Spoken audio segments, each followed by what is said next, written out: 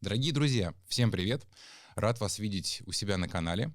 И хочу представить вам своего первого гостя.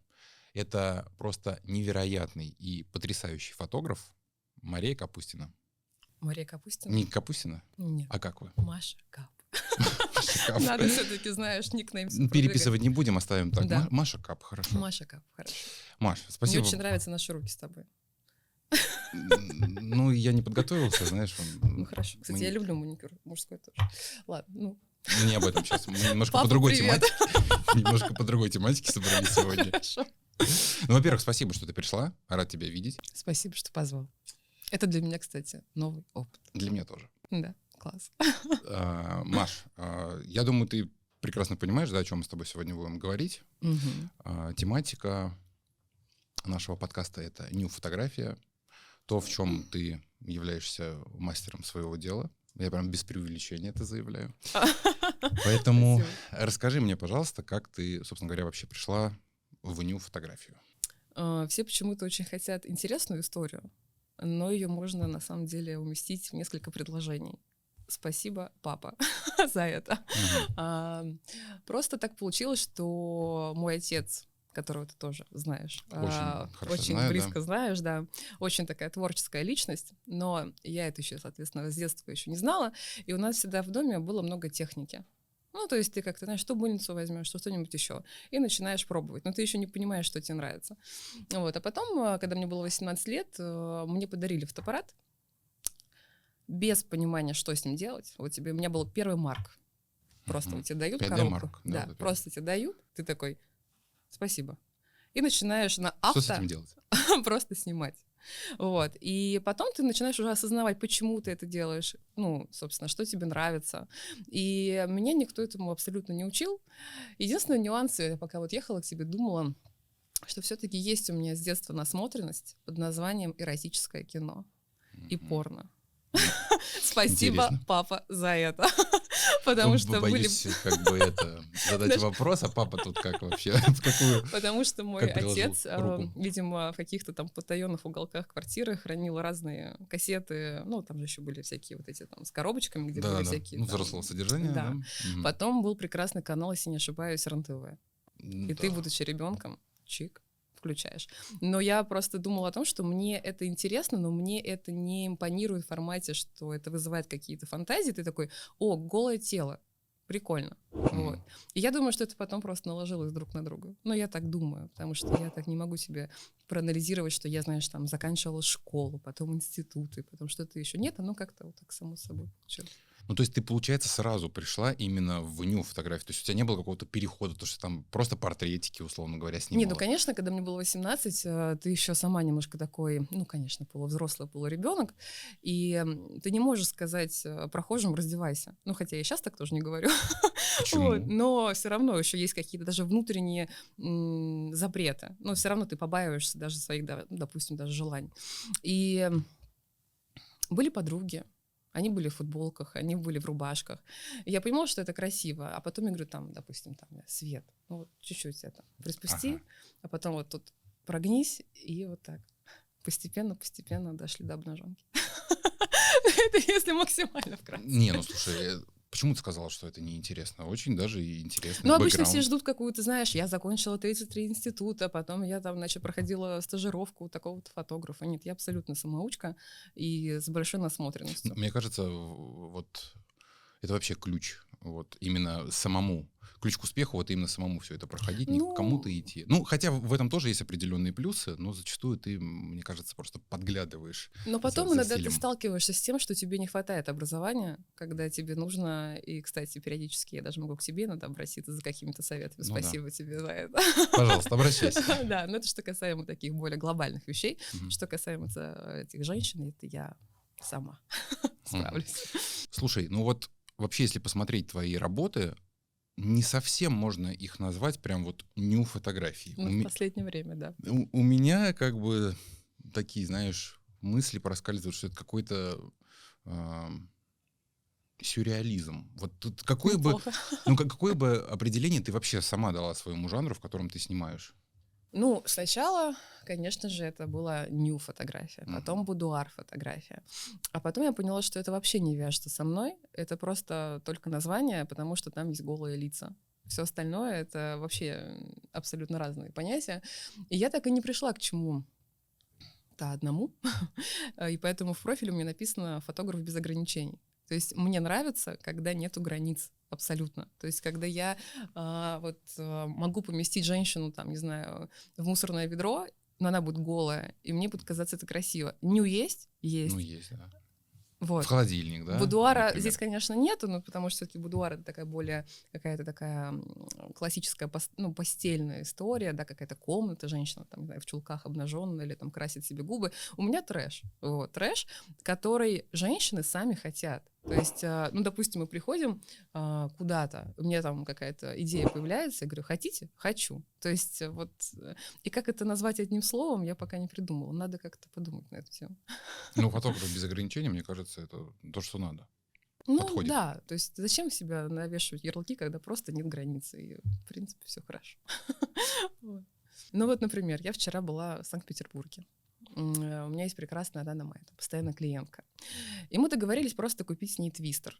Ну, игра, которую ты наверное, видела. Я видел эту да? фотографию очень. Ну, это был Reels, Reels, который да. еще совершенно, фотографии еще даже не скинуты на комп. И казалось бы, как классическая игра. То есть ты там либо лежишь на нем, или что-то делаешь, там, допустим, голый.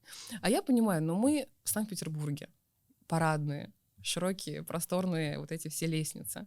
И мы просто с ней выходим, я говорю, там, неважно, как ее зовут, я говорю, давай выйдем туда. Пойдешь? Поиграем. Пойду. Понимаешь?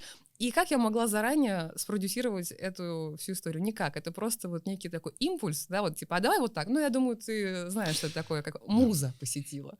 Вот. И в итоге это называется, вау, Маш, как круто, как классно. А я это не готовила. То есть, и когда я готовлюсь, я ничего не могу. Когда я экспромт, это круто.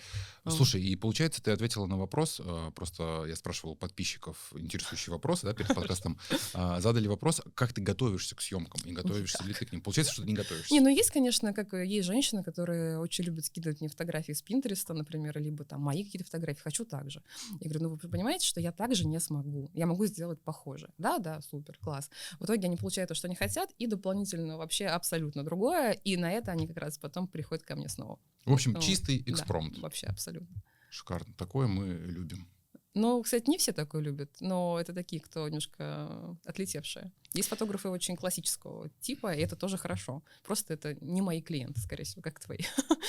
Слушай, на самом деле, если мы говорим про нью-фотографию, у меня не такой, конечно, богатый опыт, как у тебя в съемке. У тебя там все в порядке. Не, слушай, серьезно, если вот брать нью-фотографию, я, наверное, снимал, может быть, съемки 3-4 у меня было именно нью. Ну прям. И, кстати, как у тебя были ощущения? Слушай, на мой взгляд, это прям сложно. Сложно контролировать себя? Нет. Или что? Слушай, ты имеешь в виду контролировать как мужчину? Да. Нет, слушай, я как бы во время съемки такого характера надеваю маску бесполого существа, и для меня женщина, она становится объектом съемки. Не объектом вожделения, а объектом съемки. Вот. И моя главная задача, заморочка, разместить ее в кадре таким образом, чтобы это выглядело красиво, эстетично, там, соблюсти какие-то правила, условно говоря, композиции, или наоборот, наоборот не совместить, да, там, чтобы свет красиво падал. То есть для меня это вот так. И я понимаю, что сложно в том плане, чтобы не уйти в какую-то порнографию. То есть для меня это вот такие вещи. Ну, я думаю, ты со мной согласишься, то, что можно, например, сфотографировать абсолютно голую девушку, условно говоря, у нее будут все причинные места в кадре, но это будет выглядеть не пошло, не порнушно, это будет выглядеть прям... Но это если девушка сама еще хочет. Да. Не каждый готов. Не, я тебе про точки зрения, как это будет выглядеть. Это может выглядеть вообще, то есть там про порно вообще даже речи не будет. А можно сфотографировать девушку в одежде, и это будет просто какая-то дешевая порнуха. Согласна. Вопрос поз, вопрос света, вопрос изгибов. И поэтому здесь вот ты постоянно у меня, знаешь, вот это в голове, так, как бы мне тебя вот так вот разместить, чтобы это выглядело вот реально мне кажется, прикольно. Это такая вещь, это как если в тебе есть эстетика внутренняя, то ты не снимешь пошло. Ты можешь специально снять пошло, но тебе не будет нравиться. Ну, не знаю, понимаешь, о чем я? Ну да, то я есть, понимаю. это знаешь, как вот не знаю, преломление света, какие-то тени тебе дает, и ты понимаешь, что это красиво. А кто-то скажет: ой, какая гадость, давайте замажем, хочу вот сиськи. Мы к этой теме про пошло, да, про то, как снимают фотографы, мы к ней вернемся чуть-чуть подальше, да? Хорошо. Обязательно обсудим. Машуль, скажи мне, пожалуйста, вот на твой взгляд, как ты считаешь, зачем девушки приходят вообще на такую съемку? Я обожаю эти вопросы. Потому что женщина, она всегда разная, она всегда развивается. И даже я не совсем знаю, что я буду хотеть завтра. Да? Соответственно, женщине будет интересно. И она может развестись, она может влюбиться, она может похудеть, она может проходить разные психологические тренинги, она может просто кайфовать от себя. Ну, в общем, есть разные стадии своего принятия и непринятия. Есть многие психологи, которые рекомендуют ходить женщинам на терапию с точки зрения фотографии, чтобы принять свое тело, принять вот это все. Вот. И я считаю, что это отлично. Прекрасно. И у меня есть клиенты, которые на протяжении, наверное, 5 лет со мной, и они вообще абсолютно разные. Вот, допустим, когда мы познакомились, в середину наше общение и сейчас. Или, например, есть еще такая опция, как подружка дарит подружке сертификат или такую возможность. И она приходит ко мне такая: я не знаю, вот мне подарили. И ты такой: все будет хорошо. И она становится потом моим постоянным клиентом. И вот у меня есть такая прекрасная женщина, которая уже у меня месяц назад снимала 6-й раз за полгода. То есть каждый месяц обращается. Это наркота. Извините. Но эстетическая. Вот. Просто настолько кайфуешь, наверное, от того, как тебя видит другой человек, и ты принимаешь себя. То есть у меня не так много фотошопа. Он есть, конечно, какие-то нюансы можно подкорректировать, но человек же остается человеком. То есть я не делаю из нее супер ретушь какую-то лица. Да. И мне кажется, что она себя любит больше. И как можно себя не любить и не хотеть еще раз прийти? К тому же не каждый мужчина так смотрит на женщину, как я смотрю на нее. Да. Тут тоже интересная тема для размышлений, как именно парни, смотрят на обнаженное женское тело и как девушки смотрят на обнаженное женское если тело. женщина смотрит на женщину, как правило, она всегда немножко через зависть, через какие-то такие изъяны, а кто лучше, кто круче. Мужчина, если он, мне кажется, влюблен в женщину, он просто ее хочет и любит. В зависимости, какая стадия развития отношений. Мы же сейчас говорим не про отношения, мы говорим про фотографию. А я думала, что я буду сейчас... Давайте поговорим про отношения. Нет, я имею в виду, что... Я думала, твой вопрос заключается в том, что как мужчина смотрит на женщину и что он подмечает в ней красивого. Вот. Я думала, ты про это. Неважно, фотограф ты или ты просто мужчина. Можно же на iPhone снять. Ладно, хорошо. Я про фотографию, но можно и в общем, да. Да, хорошо. Вот. Просто мне кажется, что... Я не хочу тебя, Лёша, обидеть. Просто ты еще мой коллега, да, то есть, и все-таки ты напрягся. Да, я на водичке хлебну. То есть, наверное, к тебе это не совсем будет относиться. Вот если бы передо мной сидел... Не надо так напрягаться.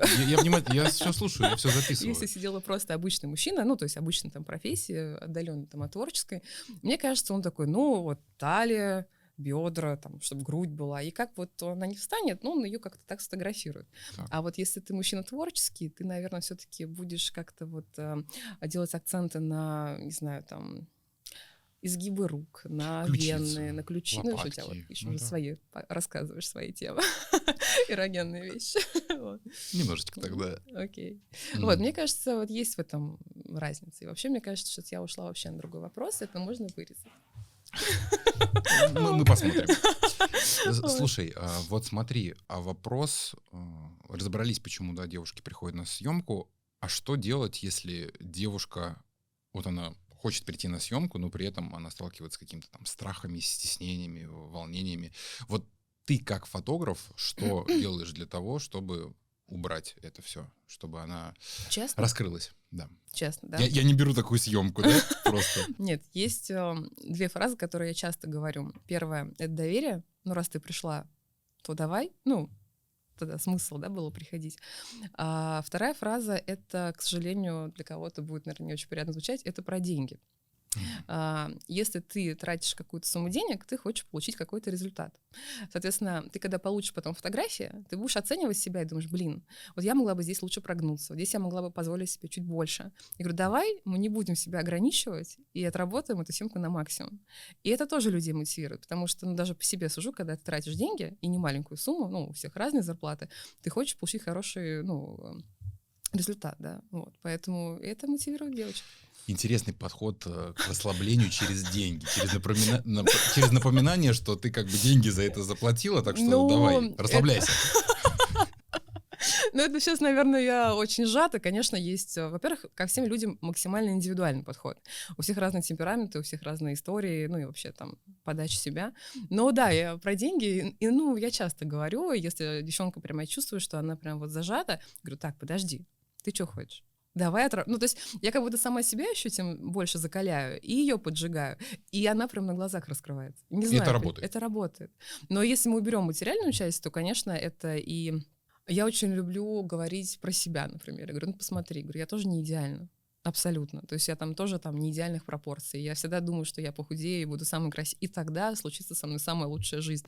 Но все нет. мы этим грешим, мне кажется. Да, то есть я могла тоже сегодня по-другому как-то выглядеть, и, возможно, любые другие вещи мне могут не нравиться. Я говорю, давай мы попробуем. Я говорю, я тоже не идеальна. И я говорю, смогу с помощью легкой руки фотошопа замазать легкий прыщик. Ты даже его не заметишь. И, мои дорогие подписчики... Приходите на фотосессию, да? В моем блоге, в моем профиле везде есть легкий фотошоп. Нет идеальных людей. Это правда. И это очень важно, потому что, конечно же, ты показываешь на странице самые лучшие свои работы или те, которые тебе клиенты дают, согласие, да, разрешение. Вот, но они тоже немножко обработаны. А те, кто еще боятся прийти, они смотрят, я не такая. Я говорю, нет, ты такая. Просто доверься. Доверься, а потом про деньги. 2 стадии. Вот. Как-то так. Конечно, в процессе оно немножко более ярко раскрывается, и все индивидуально. Угу. Слушай, а вот касаемо темы обработки мы коснулись. Мне вот интересен такой вопрос, а как ты больше за естественность? То есть насколько сильно ты в целом ретушируешь, обрабатываешь фотографии? Ты же знаешь мою фотографию, и, наверное, можешь заметить, что я очень люблю зерно. Да, как и я, собственно говоря. Да. Тоже обожаю. Здравствуйте, коллега. Есть даже какая-то вспомогательная часть в зерне, она немножко ретуширует кожу, она немножко так сглаживает. Матовую такую делает, скажем. Это раз. Но, во-вторых, я очень такой люблю винтаж, я очень люблю фильмы 80-х, 90-х, да. И это, то есть мое вдохновение, мое сердце, и тем самым... То есть тут 2 в 1. И помощь в обработке, и мне это нравится. Вот. И поэтому тут как-то... я, наверное, ретуширую какую-нибудь складочку, какой-нибудь там легкий целлюлит. В общем, какой-то кардинальной пластикой, нет, ты не занимаешься. Есть клиенты, которые этого требуют. Это было, наверное, в начале моего пути, и я этим занималась, я тратила уйму времени на это, и я поняла, что я не хочу этим заниматься, учитывая, что все обрабатываю только я.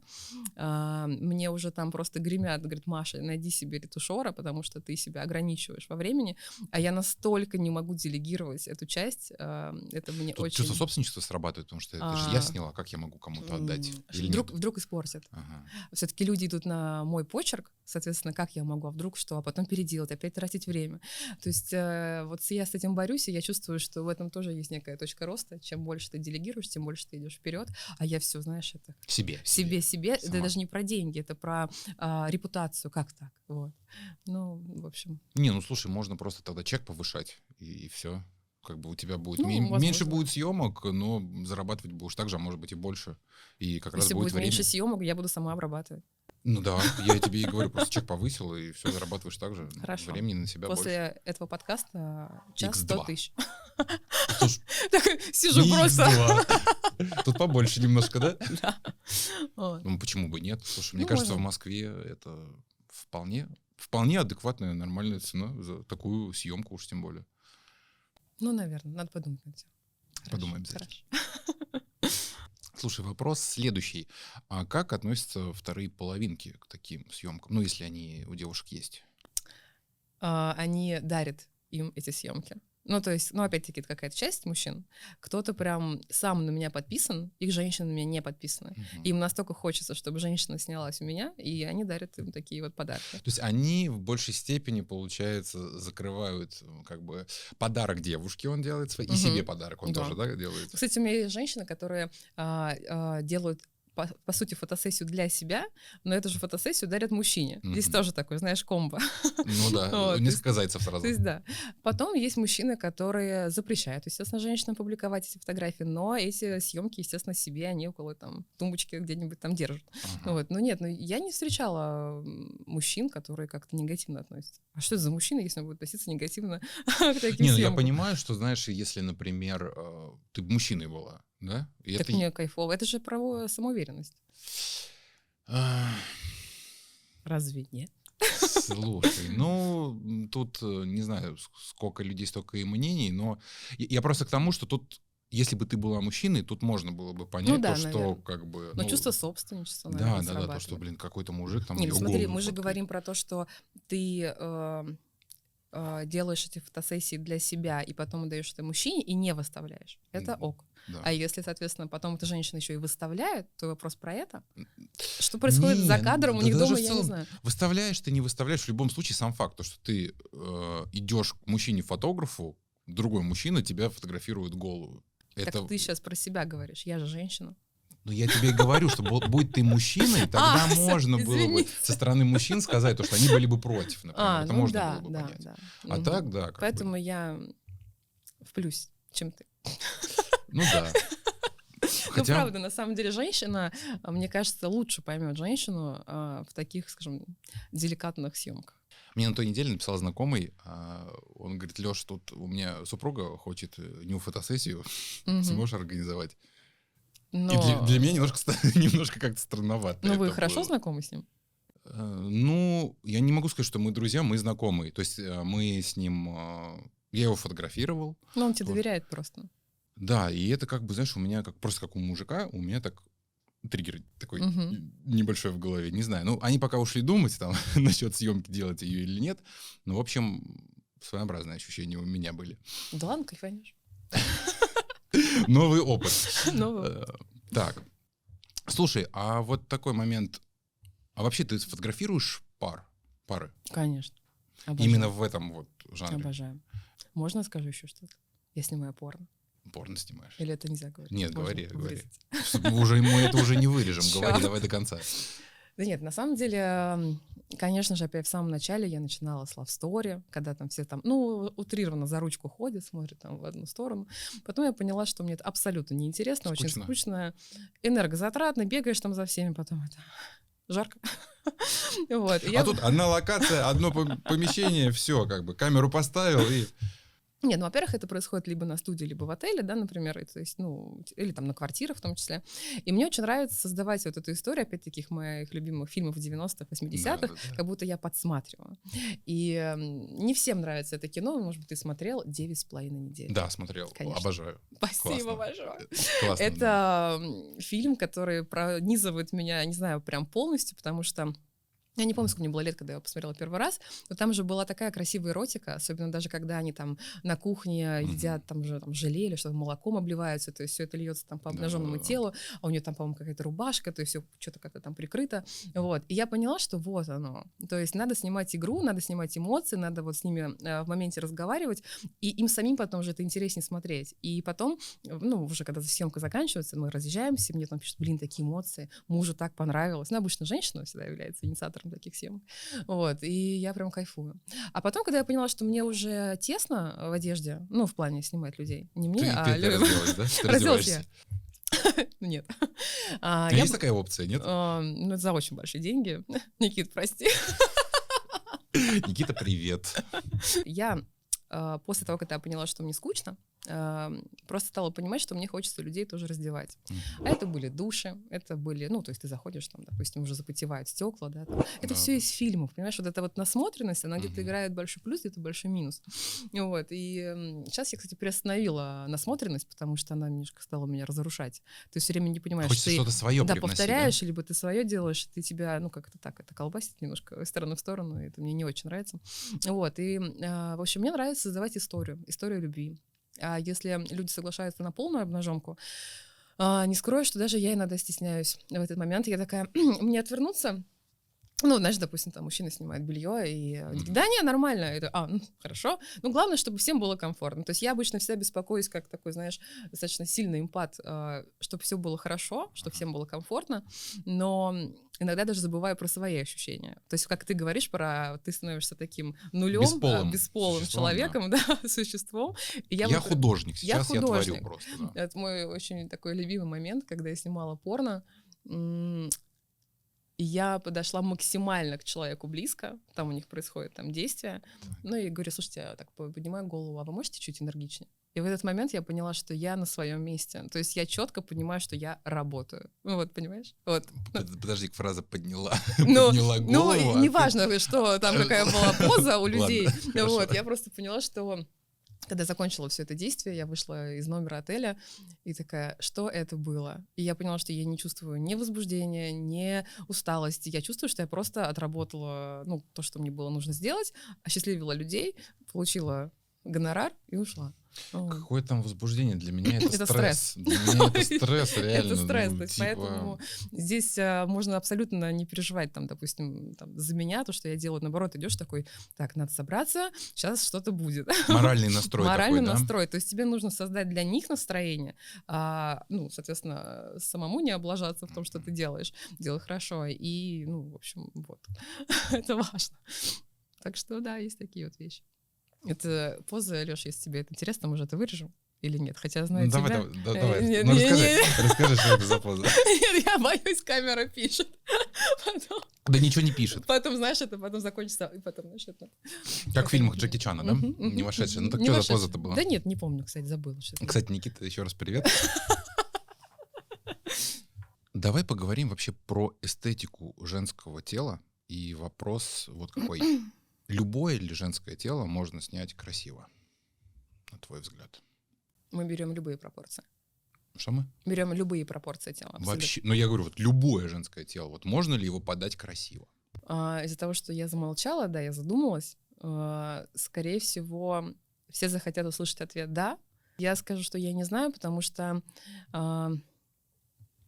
опять-таки, эстетика у всех абсолютно своя, она разная. Вот. И если, допустим, ты там, не знаю, фигура чупа-чупс, это когда, знаешь, женщина сверху большая и такие тоненькие ножки, я бы сделала акцент на ноги, понимаешь? Ну, то есть чтобы все остальное не брать. Я бы подчеркнула бы, ну, с точки зрения фотосессии, сделала бы, ну, в общем, на важные места бы сделала акцент, на самые такие, которые выдающиеся. Можно красиво подчеркнуть форму груди, можно красиво снять изгиб подмышки, понимаешь, в зависимости... Но я считаю, что у женщины, у любой есть эстетика тела, и можно снять любую, но нужно заморочиться. И это, наверное, уже больше не про все тело, да, а уже мы уходим в какие-то детали. Потому что сейчас начала описывать именно не в целом все тело, а именно какие-то там грудь. Я просто думаю, как правильно ответить именно то, как я думаю, а не как правильно. Не, как ты думаешь, вот, конечно. Да, поэтому конечно. я сейчас вот... Так как ко мне приходят абсолютно разные женщины, разного роста, разных пропорций, они все уходят от меня очень счастливыми. Слушай, ну, извини, что перебил, но вот посмотри эти твои фотографии этих женщин, там просто модели некоторые позавидуют, как они выглядят. Я не видел у тебя ни одного портрета, чтобы там пришла к тебе какая-то... Ну... Есть прекрасный объектив шире. Снимаешь снизу длинные ноги. Ты же разве не знаешь этого?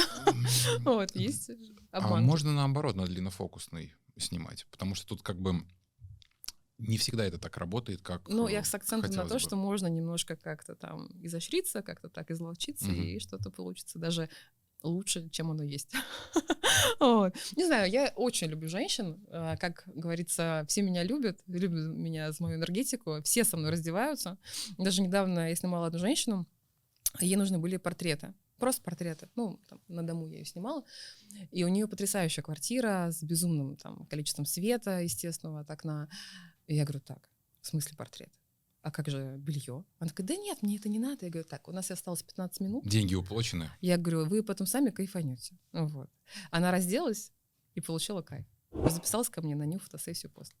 То есть, не знаю, я вроде не старалась ей продать следующую съемку, я просто хотела ее осчастливить, ну, чем-то еще дополнительно, помимо ее запроса. Вот, ей понравилось. Ну, любая женщина хочет увидеть себя немножко полураздетой. Но мы же всегда отправляем мужчинам вот эти... Нюцы, да? Вот. И иногда хочется, чтобы это было не с руки с айфона, да, а что-то такое. Но мне кажется, это красиво. Это такое, как эротический журнал. Это как такое вот кино. Ну, ЧБ особенно. Вот. Такие вот ответы у меня, Лёша. Отличные. Я сейчас просто, пока говорю, думаю о этих фотографиях, и мне, знаешь, в голове картинками. Ну, это реально красиво.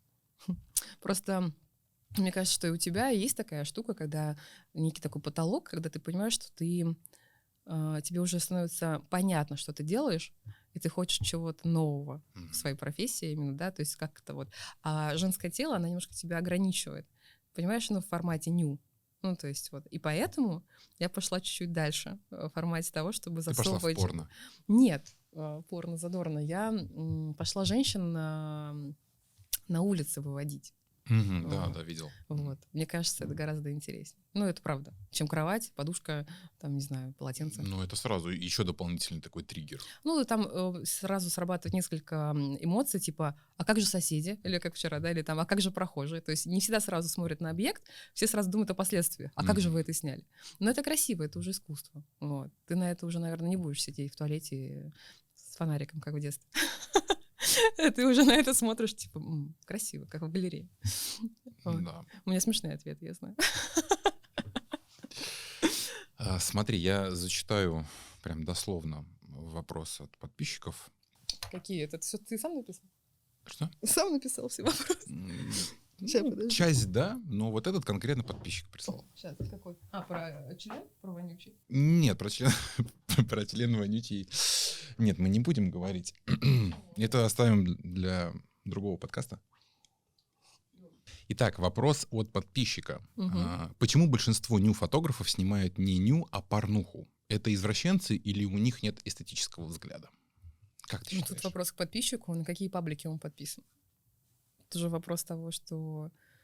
Ну, я думаю, что здесь вопрос вообще в целом. То, что, мне кажется, и тебе в соцсетях попадаются иногда фотографии, ну, прям откровенно такой дешевый порнухи. Все вот эти...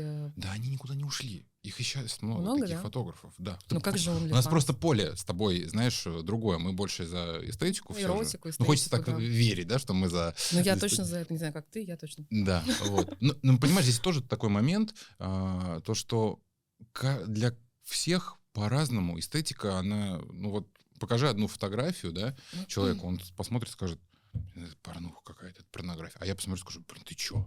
Это же вообще произведение искусства. Это просто эстетично, вот, так я это не же знаю. Вопрос к себе. Вопрос к тому, что да, для то, себя что красиво. люди разные, Да. все люди разные, но... Если ты, не знаю, сфотографируешь женщину с раздвинутыми ногами, и она там между ног будет голая, вот я называю это аккуратно гинекологией, например, да, то есть... Интересно. Вот, говорю, зачем вы мне свою гинекологию показываете? Давайте немножко сдвинем ножки. Вот. И есть такие у меня моменты, когда я клиентов сама немножко утихаряю. Типа я говорю, давайте чуть потише, немножко вот это крест-накрест сделаем ножки. Вот. Но даже при наличии раздвинутых ног, мне кажется, если мы там руки поставим между, это тоже будет смотреться очень эротично, а не... Провокационно. Это Ну, как бы такая недосказанность. Да, додумать, да, как-то так представить что-то. Мне сложно ответить на этот вопрос, потому что я давно не слежу за, ну, я не знаю, такими явными порно-фотографиями. И если я где-то их вижу, я понимаю, что за бред, короче. Ну, то есть я даже не обращаю на это внимания. Абсолютно не моя целевая аудитория, абсолютно. Но, как мне кажется, что такие фотографии снимают больше мужчины. Вот. Да, ну, если не знаю, что ответить, наверное, давай попробую я раскрыть этот вопрос. Мне кажется, что здесь, да, действительно, большинство именно мужчин. И я их таких персонажей называю сиськопердильщики, которые вот, да, чисто сиськи, жопу пофоткать. И они, на мой взгляд, идут в фотографию, у них мотивация... Бесплатной возможности увидеть. У них мотивация не в том, чтобы вырасти как фотограф, не в том, чтобы как бы прокачивать там свой скилл, да, а мотивация то, что, я буду снимать голых красивых баб, сколько им лет, а может быть потом еще и трахать.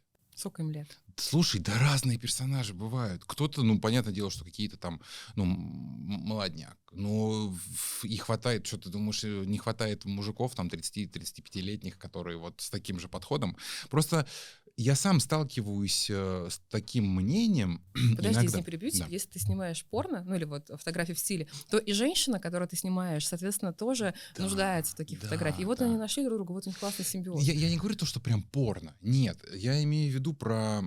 Там задница конкретно, да, наверное, чтобы блестела, там, грудь, там. Это одно из, например, знаешь, как бы какие-то безвкусные фотографии в нижнем белье даже. Я думаю, ты понимаешь, о чем? Это вот такие вот просто... Это примерно как каталог для белья женского. Только более 18+. Да, и это какой-то еще 2010 год. Из разряда обработка, ретушь, думаешь, господи. Да, и, соответственно, как бы у девчонок тоже, получается, на это запрос есть. Если есть такие фотографы, соответственно, есть такие девчонки, которых это тоже устраивает. А эти девчонки потом где-то будут это размещать. Соответственно, там они заработают денег. Все очень циклично. Наши с тобой клиенты, они более такие у нас, мне кажется, возвышенные люди. Более любители такого чего-то высокого. Правда, я так считаю. Маш, эстетика, это, конечно, все замечательно, да, но сколько ты зарабатываешь? Не в бровь, а в глаз вопрос. Ты хочешь это знать? Желательно. Да. Ты хочешь знать, сколько стоит моя съемка или сколько я зарабатываю в месяц? А я и то, и другое хочу узнать. Вообще, конечно, стоимость моей работы, она интересно строилась. То есть, чем больше ты себя ценишь, тем больше ты повышаешь ценник. Когда-то я начинала там с 3000, с 5000. И сейчас это дошло до 25 тысяч за 2 часа. Это только стоимость за мои услуги. То есть туда не входит там ни аренда, ни визажисты. Это все уже, соответственно, за дополнительно. Оборудование, соответственно, тоже, да, отдельно? Оно все даже есть на студии, а если там на квартире или в отеле, это то, что у меня есть с собой. И у меня есть большой бонус, что я отдаю много фотографий в ретушь. То есть там, знаешь, не то, что там 25 тысяч и 3 фотки, а там, допустим, 25 тысяч и 50 фотографий в обработке. То есть это тоже некий такой бонус.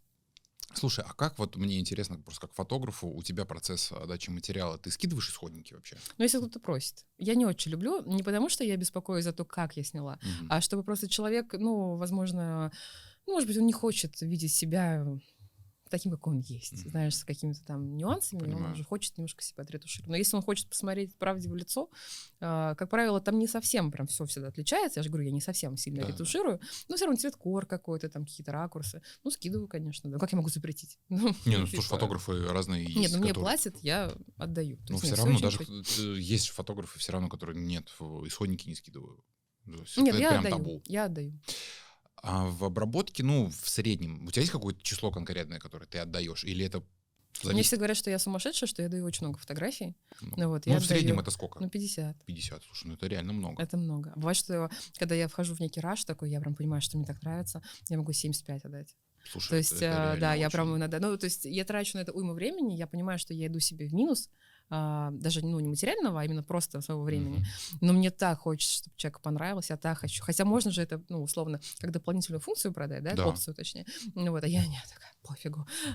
Сижу там, обрабатываю, мне так нравится. Это редко, но... у меня раньше так было. Раньше я тоже... Видишь, я все никак не вырасту из этого, понимаешь? Не могу делегировать и не могу отдавать 10 фотографий. Потому что я очень люблю то, что я делаю. Прям, знаешь, это как мое детище. То есть ты настолько приходишь в общение с этой женщиной, и ты уже, знаешь, как будто знаешь некую ее историю, ты знаешь там ее эмоциональную там какую-то часть, ты уже как-то к ней так уже расположился, она к тебе. Ты хочешь, чтобы она получила в итоге классный, в общем, результат, и ты уже отвечаешь за это.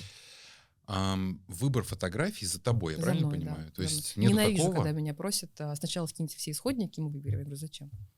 А я пришел как раз-таки к такой истории. Я отдаю все исходники и говорю, ребята, Выбирайте, что вам понравится, я то и обработаю. Но, конечно, как бы бывает так, что я потом сам клиент же не сяду, знает, как просмотрю. ты можешь обработать ту или иную фотографию. Он может посмотреть только те ракурсы, где он сам себе нравится. С одной стороны, да, это облегчает твою задачу, но мне кажется, что пускай это вот от начала до конца это будет некое такое таинство. И, как правило, когда я скидываю все исходники, всегда сходится там 100 из 100 мой выбор и выбор клиента. То есть вот так. Коннект полный, да? Полный. Прекрасно. Слушай, давай вернемся еще к съемке. Расскажи, пожалуйста, про свою самую трэшовую фотосессию.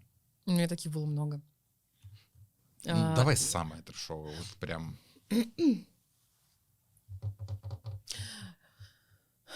подожди. Хорошо, меня собраться. Я просто реально, их много. Потом. Хорошо. Хорошо, я сейчас подумаю. Немножечко АСМР. Эти вкусовые сосочки. Хорошо.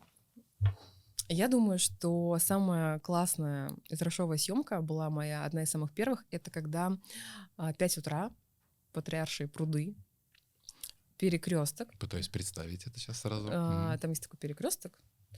И не магазин, а пересечение улиц. И мне пришла идея в голову, что я хочу поставить туда ванну. Может быть, ты видела мою такую работу, она была давно. Да. Вот. И я туда положила туда голую женщину. Вот, она была полностью голая, то есть там ходят люди, хоть и 5 утра, нет, уже было, наверное, 6. Там были таксисты, водители машин, вот, всякие там курьеры. И вот там лежит моя прекрасная женщина посередине. У нас потом, естественно, палочкой приехали ребята, сказали, что вы тут делаете, хотели нас забрать. Ну вот, знаешь, это такая вещь, которая немножко ты вспоминаешь эмоции, например. На грани. Которые, да, на грани. Очень люблю снимать в разных таких странных там, местах, там метро, Большой театр. Всегда хочу что-то раздеть. В рестораны, допустим, ну, не знаю, там, в туалетах. Вот как-то так. Но самую такую трэш-историю, когда что прям грязь была, что прям вот, чтобы я не знаю, что хочет меня узнать. А наша съемка с тобой в Питере, это не совсем трэш? Я забыл! Блин, слушай, вообще сколько мы снимаем всякого трэша, что это уже, знаешь... Блин, спасибо, что напомнил. Не, ну вот это вот, если вот эту Блин, съемку спасибо, брать. что напомнил, да. Лёш. У меня сейчас просто флешбеки. Помимо нашей с тобой съемки, на другой день была съемка с той же самой девушкой, и мне пришла гениальная идея, не знаю почему. В общем, я заказала на Авито сломанный холодильник, если ты понимаешь, о чем я говорю. Да. Это был октябрь, и это было холодно, это был Финский залив, и, соответственно, уже ветер, мне уже и уже очень холодно. Мне просто уже от Нет, просто сейчас проехала машина, не, мне от мысли было ощущение, что это как будто был, знаешь, звук воды. Я не знаю, почему так показалось. Бриз. Да, легкий бриз, потому что уже наложили, знаешь, 5D такой, или 7D. Вот, и она была полностью голая. На ней лежала дохлая рыба, она лежала в холодильнике, ее омывала вот эта, значит, вода. Но это было трэшово. Трэшово именно формат того, что ты делаешь, это не в неудобное время, в неудобном месте, холодно, ну вот вся подготовка. А то, что ты сказал, это, напомни мне, насколько это было сложно в реализации.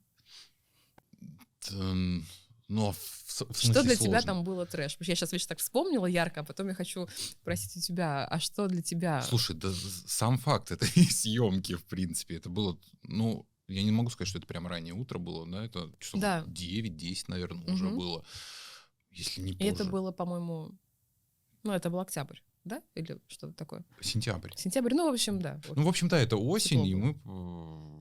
Сама по себе идея очень своеобразная. То, что мы вывели на перекресток ту же самую девушку, которая в холодильнике снималась, и ты ее попросила зачем-то, я не знаю, облиться кефиром, да? Облиться кефиром, да. Она взяла ведро.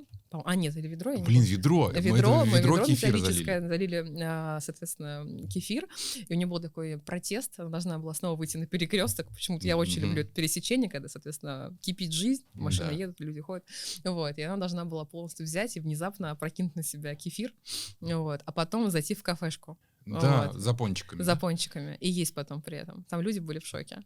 Вот. А потом мы продолжили эту съемку. Еще запах такой очень интересный, да, был? Когда с этим баллоном С баллоном, да, потом мы еще... В общем, да, это было... Видишь, надо показывать людям. Я, кстати, очень люблю... Я думаю, мы это покажем, Надо где-то это здесь будет, да. Потому что вот я ходила на некоторые там мероприятия, когда меня спрашивают, чем вы занимаетесь, я говорю, ну, лучше посмотрите, а потом поговорим. Потому что, когда ты говоришь, ты просто фотограф, ну, или как видеограф, например, да, то, ну, понятно. А нужно, мне кажется, показывать. Мне кажется, в нашей... 100%, однозначно. Да, в нашей с тобой области, мне кажется, лучше говорить за нас наш результат, наше портфолио. Вот, и поэтому лучше прикрепить. Потому что у меня были такие случаи, я тоже припоминаю, что там, ну, просто, знаешь, с кем-то знакомишься, и там, типа, ой, ты чем занимаешься? Я говорю, ну, я вот фотограф, видео тоже снимаю. Ой, сколько у тебя стоит съемка? Ну, я на тот момент я не помню, сколько мне там стоила съемка, называю как бы ценник. Он такой, ой, слушай, а пофоткаешь? Я говорю, слушай, а может быть, ты вначале зайдешь, хотя бы посмотришь, что я снимаю, потому что, ну, это очень важно. Когда конечно. Чтобы именно твой человек к тебе пришел. То есть я не возьмусь, когда просто человек там, типа, условно говоря, ну, с улицы, типа, ты фотограф, сколько хочешь, о, поснимай меня. Для меня это вообще, типа, дикость. Ну, ты хотя бы посмотри, что я делаю. У тебя вообще это откликается, не откликается. Ну да, понятно. Нужно найти своего клиента в любом случае, чтобы видение совпадало. Слушай, а мужчины обращаются вообще? Ну, конечно, в процентном соотношении гораздо меньше. Вот. Но все же у меня есть. портфолио это все-таки на женщин ориентировано, поэтому. Но немножко опять затронем мою личную жизнь. Ну, собственно, мы так познакомились с моим мужчиной. Да, он обратился ко мне на съемку, за съемкой. Вот. Но это было... Нет, не ню, это было позже, это было бонусом.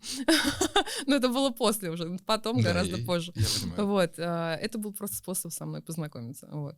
А не то, что ему изначально нужна была съемка, и поэтому потом что-то там произошло. Вот. Это было здорово. Прикольно. Слушай, а вообще в плане вот мужчин, если поговорим, пишут ли вообще какие-нибудь извращенцы или что-то вот такое вот? Я обделена таким вниманием. Ну, правда, у меня нет таких. Мне никто не пишет, никто не присылает. Ничего не происходит. Ну, правда, у меня исключительно... Мне кажется, ты и без этого очень весело и интересно живешь. Да, не буду скромничать. Мне нравится моя жизнь. Кстати, это очень, мне кажется, важно признать, что тебе нравится твоя жизнь, что ты живешь. Ну, интересно. Маш, слушай, давай подходим, наверное, уже к такому завершающему вопросу. Отлично. Я знаю, что у тебя есть такой некий женский клуб.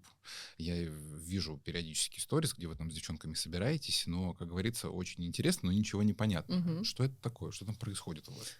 Спасибо, что спросил. Этот клуб, он на самом деле еще такой в зародыше. Я его создала в конце октября, и вот он стартанул 25 ноября. То есть совсем прям вот недавно. В том году? Да, 23-го года. Вот. У нас уже прошло 3 встречи. Вот сейчас 17 марта будет 4-я встреча. Как это все вообще проходит? Начнем, наверное, с названия. Она на французском языке «L'équateur de femme». В переводе как «экватор женщины». Этот проект, мне кажется, я создала для того, чтобы помогать женщинам перешагнуть, собственно, свой экватор. То есть вот мы заходим в кабинет одни и выходим оттуда другими с помощью каких-то там приобретенных навыков, знаний, ну и прочее, да. Вот. А так как я очень большой фанат эзотерики, уже в которой я там 6 лет, и сама я ничего не умею делать, я только обращаюсь к специалистам. И я понимаю, чтобы ответить себе на какие-то вопросы и раскрыть себя как женщину, иногда одной фотосессии недостаточно. Вот. И тебе нужно какие-то еще дополнительные там, да, специалисты. Ну да, там и визажисты, и там нумерологи, психологи, массажисты, ну, в общем, любые специальности. И я подумала, почему бы это все не соединить. И проект основан на том, что у нас 6 специалистов, 6 спикеров, и всего лишь есть 10 участниц. То есть у нас ограниченное количество. Вот. И получается, что это звучит как женский очередной клуб, но он не совсем про такой клубный формат, когда мы приходим и просто тусуемся. Это больше про индивидуальный подход. Я просто очень люблю качество, чтобы, знаешь, ты не пришел и чувствовал себя массовкой, а чтобы тебе тоже уделили внимание. И получается, что вы к нам приходите, пьете, естественно, просекко, которого очень много. Это всегда приятно, мне кажется, бонус. Вот. Есть вводная часть, которая она абсолютно для всех, как welcome такая. Вот. И после welcome зоны каждая из участниц уходит по, скажем так, кабинетам на всех специалистов. И получает ответы на свои вопросы. Кто-то в астрологии, кто-то в нумерологии, кто-то в сексологии, кто-то получает от меня фотосессию, кто-то визаж, Слушай, это круто звучит. таро. Ну, там, в общем, 6 специалистов.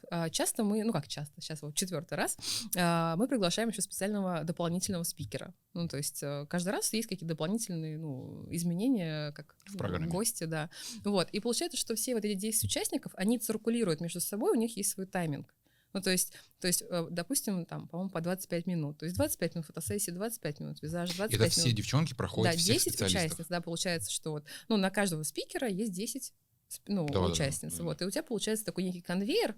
Между делом ты еще попиваешь просекко, вот, и ты Шикарно. приходишь немножко таким зажатым, но очень интересно, а выходишь абсолютно с пониманием и новой информацией именно про себя. Ну, то есть, поэтому именно кабинеты это очень важны, это очень важно, вот, потому что, чтобы было вот это комфортно, чтобы было вот... Слушай, это круто, реально очень круто звучит. Вот. Но это стоит, наверное, для кого-то покажется чуть-чуть дороговато. Ну, ты можешь озвучить, сколько это стоит? Вход стоит 25 тысяч рублей. И сколько в общей сложности получается 7 это часов. длится? Вот. Так как я уже ранее заявила, что у тебя в принципе фотосессия съемка. 2 часа. Но это 2 часа съемка, понимаешь? А здесь ты работаешь, допустим, с человеком 20 минут, и то есть это как экспресс. То есть если, клиенту очень нравится, он, конечно, может потом вне проекта к нам еще раз прийти уже, к любому спикеру, да, уже Так в ты же отдельности. проходишь за эти 7 часов всех специалистов, я правильно понял? Да. Абсолютно. Ну, так это вообще шикарно. Да, у нас сначала был пилотный выпуск, он был чуть дешевле, был просто бум, шквал, поток. Конечно, когда мы стоимость повысили, это было, в принципе, изначально и прописано, кому-то цена кажется немножко высокой. Но те, кто у нас был, я вообще просто там со слезами на глазах читаю, вот не совру, ты когда вот не просто сообщение, а ты вот его пролистываешь. Ага. То есть оно настолько длинное, что и там вот слова благодарности, слова там вот поддержки. В общем, это очень классно. И девчонки возвращаются, я так понимаю, да? Да, это вот так. Есть уже постоянные. Да, я хочу сейчас еще ближе к лету, все-таки жарко будет, хочу арендовать дом. Вот, чтобы там прям была... На сколько человек, давай? Хочешь подъехать? Не, я... Кстати, у меня кто-то спросил, а у вас есть мужчины? Кстати, меня кто-то спросил, чтобы, знаешь, все ищут возможность познакомиться. Слушай, кстати, тоже. Почему это, знаешь, уже некая другая новая ветка, возможно, там уж создавать какие-нибудь там, не знаю, вечера. Почему нет? Да можно, все нужно, на все нужно время и время. И время, самое главное. Которого очень мало. Я вот сейчас к тебе приехала тоже со съемки. Интересная съемка была.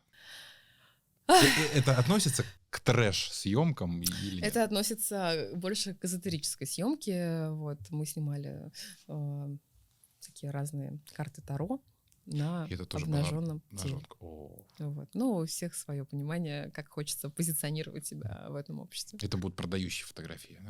Но для нее контента, да, не для моего. Я понимаю, что это. Конечно, это такой был как некий бонус. Изначально мы шли, конечно, за портретной историей. Я и... Как всегда. Как всегда. А все уходят без трусов. Прекрасно, Маш. Я думаю, на этой замечательной ноте мы можем и... Спасибо тебе большое, что позвал. Мне очень понравилось. Было очень интересно, весело. Спасибо, что пришла. Я думаю, что не последний раз. Надеюсь. Еще соберемся. Друзья, спасибо большое, что досмотрели наш подкаст до конца. Оставляйте свои комментарии, ставьте лайки, а также подписывайтесь на канал, чтобы не пропустить новых интересных гостей. Всем до скорых встреч. И также хочу выразить слова благодарности студии подкастов Creapod. Если вы задумываетесь над созданием собственного подкаста, то Creapod — это лучшее решение, которое есть на рынке.